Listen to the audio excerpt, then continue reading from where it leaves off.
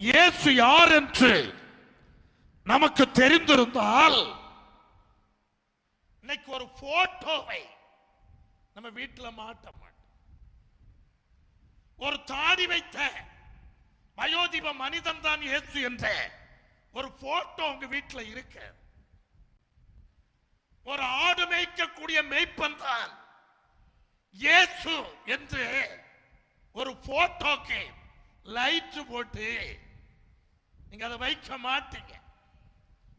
உங்க வாயினால இயேசு ஒரு குழந்தை என்று நீங்க உச்சரிக்கவே மாட்டீர்கள்.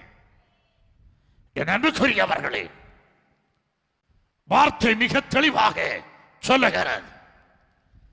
இந்த ஜனங்கள் என்னை யார் என்று சொல்லுகிறார்கள். ஒருவருக்கு கூட தெரியலைங்க. இயேசு கிறிஸ்து வாழ்ந்த காலத்துல ஒருவருக்கு கூட இயேசு யாருன்னு